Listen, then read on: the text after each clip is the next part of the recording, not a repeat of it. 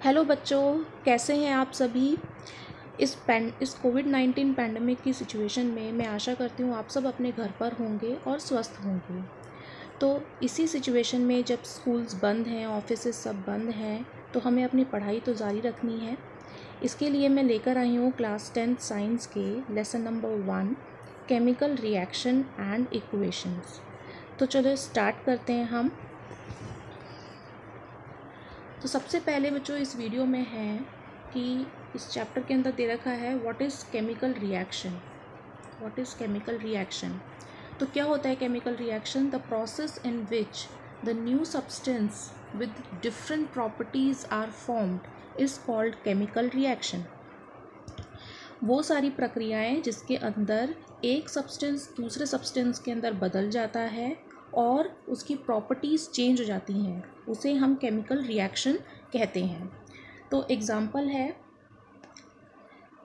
Changing of milk into curd. जब milk curd में change होता है तो उसको हम एक नया सब्सटेंस बन जाता है और उसकी प्रॉपर्टीज़ भी चेंज हो जाती हैं। हम सभी जानते हैं कि जो दही होता है वो खट्टा होता है और उसको हम वापस दूध में नहीं बदल सकते हैं, तो यानी कि वो एक नया पदार्थ बन गया है और उसकी प्रॉपर्टीज़ चेंज हो गई हैं। इसलिए ये जो प्रक्रिया होती है ये केमिकल रिएक्शन होती है। Then rusting of iron. Rusting of iron जो है ये भी एक केमिकल रिएक्शन है।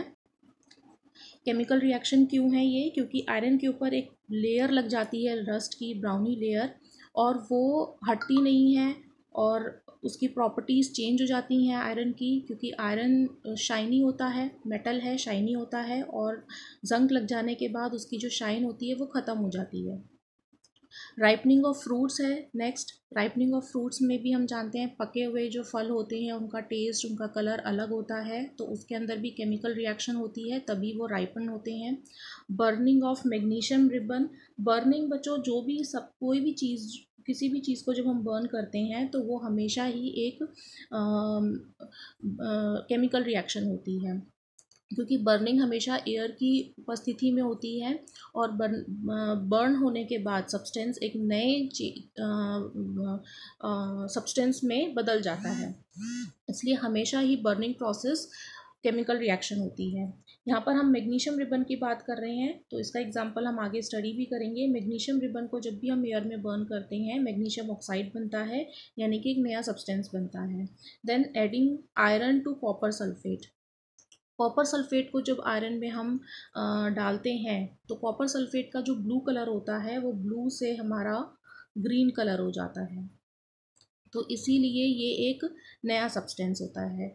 क्योंकि यहाँ पर हम देख रहे हैं चेंज का colour in change in colour हुआ है। जब चेंज इन कलर होता है तो ये हमारा केमिकल रिएक्शन होती है।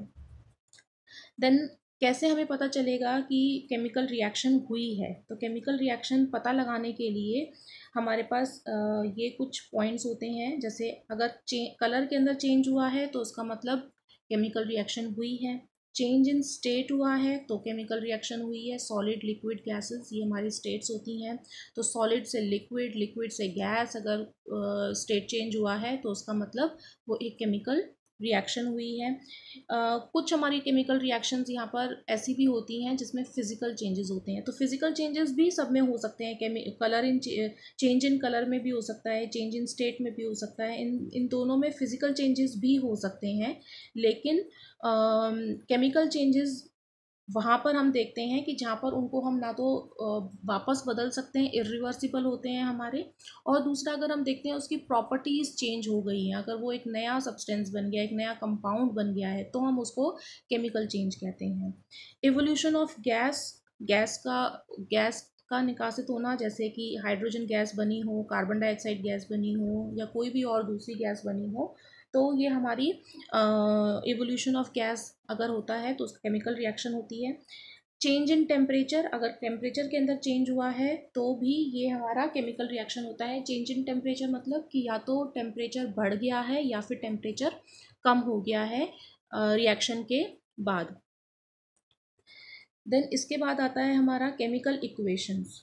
तो केमिकल इक्वेशंस क्या होता है, इसकी डेफिनेशन देख लेते हैं। Chemical equation is a symbolic representation of a chemical reaction. Chemical reaction जो हम लिखते हैं उसी का ही उसी को जब हम सिंबल्स में या फॉर्मूलेज में जब हम रिप्रेजेंट करते हैं, सिंबल्स या फॉर्मूले में, तो हम उसको कहते हैं केमिकल इक्वेशन।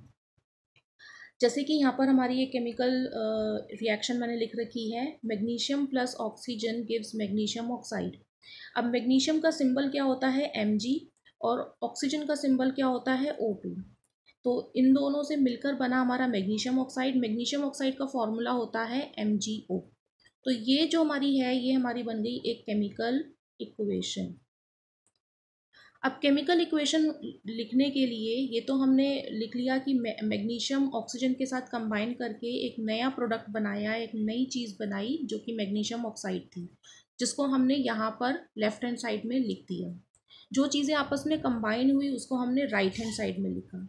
तो क्योंकि जो चीज़ें आपस में रिएक्ट होती हैं उनके बॉन्ड्स आपस में टूटते हैं और बॉन्ड टूटकर नए बॉन्ड बनते हैं, तो जो हमारी चीज़ें आपस में रिएक्ट होती हैं उनको बोलते हैं हम रिएक्टेंट, और जो हमारी नई चीज़ें बनती हैं उसको बोलते हैं हम प्रोडक्ट।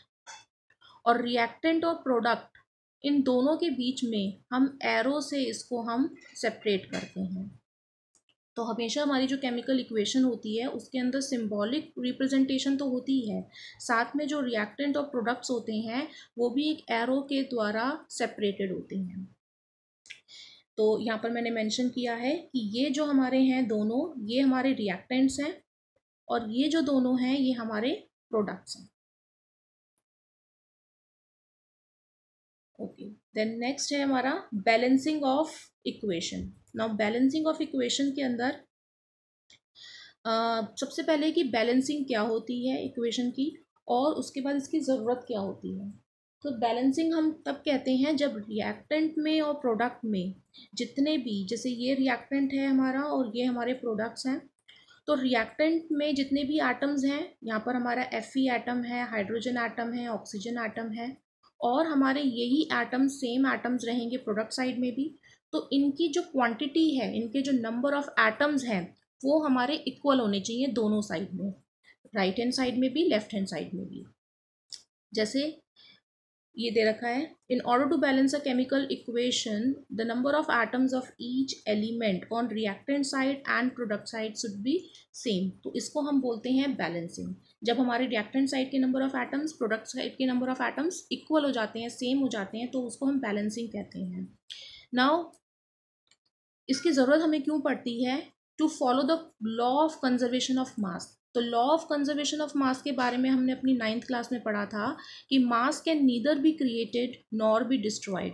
जब भी रिएक्शन होती है तो ना तो मास उसमें अपने आप से जुड़ जाता है, क्योंकि जब भी हम कोई रिएक्शन करते हैं तो हम कुछ अपने जो रिएक्टेंट्स हैं उनको साथ में कंबाइन करवाते हैं। जैसे कि आयरन को यहाँ पर हमने वाटर में ऐड करवाया, तो ये दोनों चीज़ें आपस में रिएक्ट हो रही हैं, ये दोनों चीज़ें आपस में कंबाइन हो रही है। अब इसमें हमारी कोई नया एटम, कोई नई चीज़, नया कंपाउंड इसमें नहीं जुड़ जाएगा अपने आप से, या नया एटम अपने आप से नहीं बन जाएगा। आयरन, हाइड्रोजन, ऑक्सीजन, ये 3 हमारे एटम्स हैं, इसके अलावा और दूसरा कोई एटम अपने आप से नहीं जुड़ेगा। तो कोई भी एटम ना तो क्रिएट हो सकता है, ना ही कोई एटम डिस्ट्रॉय हो सकता है। यहाँ प्रोडक्ट साइड में भी हम ये 3 ही एटम देख रहे हैं, आयरन, ऑक्सीजन एंड हाइड्रोजन। इसके अलावा हमारे कोई अन्य एटम नहीं जुड़ गया है इसके अंदर। तो यहाँ पर हमारे एटम्स ना तो क्रिएट होते हैं ना डिस्ट्रॉय होते हैं। क्योंकि एटम्स डिस्ट्रॉय नहीं होते हैं तो इसलिए मास भी ना तो क्रिएट होता है ना डिस्ट्रॉय होता है, क्योंकि मास कहाँ से आएगा? एटम्स के से ही आएगा। तो लॉ को फॉलो करवाने के लिए हमें ये बैलेंसिंग करनी होती है, क्योंकि हमेशा जो भी रिएक्शन होती है उस रिएक्शन के अंदर हर रिएक्शन जो होती है वो कंजर्वेशन ऑफ मास को फॉलो करता है। तो अब बैलेंसिंग करते कैसे हैं? तो बैलेंसिंग के लिए मैंने ये एग्जांपल लिया है, iron reacting with water. Water यहाँ पर जो है ये स्टीम की फॉर्म में है, हम क्योंकि आयरन वाटर से रिएक्ट करता नहीं है तो यहाँ पर इसलिए हमने स्टीम से उसको रिएक्ट करवाया है, भाप से हमने रिएक्ट करवाया है, और यहाँ पर बन रहा है iron oxide and hydrogen gas. तो अब हम क्या करते हैं, पहले हम ये चेक करते हैं कि क्या ये रिएक्शन बैलेंस्ड है या नहीं है। तो बैलेंस्ड करवाने के लिए हम इसकी काउंटिंग करते हैं। यहाँ आयरन हाइड्रोजन ऑक्सीजन हमने ये टेबल में लिख लिया एक एलिमेंट्स। देन रिएक्टेंट्स साइड में और प्रोडक्ट साइड में हमारे कितने कितने एटम्स हैं उनको काउंट करके लिखते हैं। रिएक्टेंट साइड में आयरन है 1, तो यहाँ पर 1 लिख दिया, और प्रोडक्ट साइड में आयरन है 3, तो यहाँ पर हमने 3 लिख दिया। देन हाइड्रोजन है यहाँ पर 2, यहाँ पर भी 2, दोनों हमने इधर लिख दिए। ऑक्सीजन हमारा यहाँ पर 1 है, यहाँ पर हमारे 4 है। यहाँ पर ऑक्सीजन के नीचे हम 4 नंबर देख रहे हैं, तो ये 4 है। यहाँ ऑक्सीजन के नीचे कोई नंबर नहीं है, तो इसका मतलब यहाँ पर 1 है, तो इसलिए यहाँ पर हमने 1 लिखा।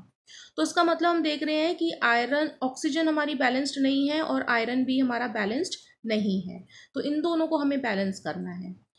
तो देखते हैं क्या स्टेप्स है हमारी बैलेंसिंग के लिए। तो सबसे पहला स्टेप हम क्या करते हैं, सबसे पहला स्टेप हम क्या करेंगे, अपने जो भी एलिमेंट्स और कंपाउंड्स हैं उनके चारों तरफ ये बॉक्स बना लेंगे। बॉक्स का मतलब ये है कि इन बॉक्स के अंदर हमें कुछ नहीं लिखना है, इनके अंदर हम कुछ नहीं लिखेंगे। हम जो भी नंबर लिख सकते हैं वो इस बॉक्स के बाहर और शुरू में ही लिख सकते हैं। 1, 2, जो भी हम नंबर लिख सकते हैं वो हम इनके शुरू में ही लिख सकते हैं, हम इनके नीचे बाहर कहीं नहीं लिख सकते। दूसरा स्टेप है कि ये चेक करना कि हमारे कितने कितने एटम्स रिएक्टेंट साइड में हैं और कितने कितने प्रोडक्ट साइड में हैं। जैसे अभी मैंने काउंट किया था, आयरन रिएक्टेंट साइड में 1 है, प्रोडक्ट साइड में 3 है, हाइड्रोजन 2 है दोनों साइड में, एंड ऑक्सीजन 1 और 4 है। अब इसके बाद हम देख रहे हैं कि यहाँ पर ऑक्सीजन में सबसे ज़्यादा अंतर है। ऑक्सीजन रिएक्टेंट साइड में 1 है जबकि प्रोडक्ट साइड में 4 है, तो सबसे ज़्यादा अंतर ऑक्सीजन में है। तो हम ऑक्सीजन से हम स्टार्ट करेंगे। तो ऑक्सीजन को सबसे पहले हम इक्वल करने की कोशिश करते हैं। वैसे आप कहीं से भी स्टार्ट कर सकते हैं, ज़रूरी नहीं होता ऑक्सीजन से ही स्टार्ट करो, लेकिन चूज़ करने के लिए सबसे अच्छा रहता है कि जो हाईएस्ट नंबर है उसी से ही हम चूज़ करें। तो सबसे पहले हमने to balance oxygen in equation, ये हमने एक टेबल बनाई। पहले इनिशियल स्टेप में हम क्या देख रहे हैं बैलेंसिंग से पहले, कि रिएक्टेंट साइड में ऑक्सीजन 1 है और प्रोडक्ट साइड में ऑक्सीजन 4 है। अब हमको क्या करना है, इस 1 को 4 बनाना है। तो 1 को 4 हम कैसे बना सकते हैं, 1 multiply by 4 is equals to 4। तो इसीलिए हम इस 1 के अंदर या रिएक्टेंट साइड में हम चेंज करेंगे। अब रिएक्टेंट साइड में ऑक्सीजन हमारा कहाँ है, वाटर में, तो वाटर से पहले हमने क्या लिख दिया, 4 लिख दिया, क्योंकि मैंने बताया था कि हम हमेशा इस कंपाउंड से, इस फॉर्मूले से पहले ही नंबर लिख सकते हैं, नीचे हम कोई नंबर नहीं लिख सकते हैं। नीचे अगर हम लिखेंगे तो हमारा फॉर्मूला ही चेंज हो जाएगा, इसीलिए हमेशा हम पहले ही लिखेंगे, हम इसके बाद में नहीं लिखेंगे। तो 4 हमने यहाँ पर लिख दिया। अब यहाँ पर हम देख रहे हैं कि हमारा ऑक्सीजन तो बैलेंस हो गया, यहाँ पर भी 4 है, यहाँ पर भी 4 हो गया, लेकिन हमारे हाइड्रोजन जो है यहाँ पर वो हम देख सकते हैं 4 इंटू 2, 4 और इंटू 2, जो हमारा ऊपर नंबर है और नीचे नंबर है, इन दोनों को आपस में मल्टीप्लाई करते हैं। 4 इंटू 2 हमारे हाइड्रोजन 8 हो गए, और यहाँ पर हमारे जो हाइड्रोजन्स हैं वो हमारे कितने हैं, वो हमारे 2 ही हैं। तो अब हमको क्या करना है, नेक्स्ट अपने हाइड्रोजन को बैलेंस करना है। तो हाइड्रोजन हमारे रिएक्टेंट साइड में 8 हो चुके हैं और प्रोडक्ट साइड में हमारे हाइड्रोजन है 2। तो इनको हमको बैलेंस करने के लिए क्या करना होगा, अब 2 को हम 8 बना सकते हैं, तो 2 को 8 बनाने के लिए हम क्या करेंगे, 4 इंटू 2, यानी कि जहाँ पर हाइड्रोजन है वहाँ पर भी हम शुरू में क्या लगा देंगे, 4 लगा देंगे, तो हमारी हाइड्रोजन भी बैलेंस्ड हो जाएगी। 4 इंटू 2, यहाँ पर भी हमारी हाइड्रोजन क्या हो गई, बैलेंस्ड हो गई। ये देखिए यहाँ पर भी हमने 4 लगा दिया, तो ये 4, अब हाइड्रोजन कितनी हो गई, 4 इंटू 2 बैलेंस्ड हो गई। अब हमारा क्या बचा है, सिर्फ आयरन बचा है। तो आयरन हमारे यहाँ पर रिएक्टेंट साइड में 1 है और यहाँ पर हमारे 3 हैं, तो बहुत ईजी है। अगेन अब हम जो 1 है उसी को हम 3 बना सकते हैं, तो हमने 1 को 3 से मल्टीप्लाई कर दिया, यानी कि यहाँ पर जो 1 लिखा है इधर हम क्या लगा देंगे, 3 लगा देंगे, तो हमारी आयरन क्या हो जाएगी, बैलेंस्ड हो जाएगी। तो यही मैंने नेक्स्ट स्टेप में किया है, 3 यहाँ पर लगा दिया।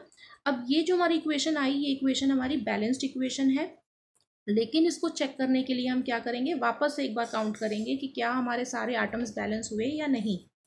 तो देख लेते हैं एक बार कि आयरन हमारे 3 हैं, यहाँ पर भी 3 हैं, और हाइड्रोजन हमारे यहाँ पर 8 है, यहाँ पर भी 8 है, और ऑक्सीजन हमारे यहाँ पर 4 है, तो और यहाँ पर भी 4 है। तो हमारे सारे के सारे आइटम्स बैलेंस हो चुके हैं, तो रिएक्शन हमारी बैलेंस हो गई। लेकिन अभी भी इसमें एक स्टेप रहता है, वो क्या है कि हमको अपनी इक्वेशन को और भी ज़्यादा इंफॉर्मेटिव बनाने के लिए उसमें फिजिकल स्टेट्स भी ऐड करनी चाहिए।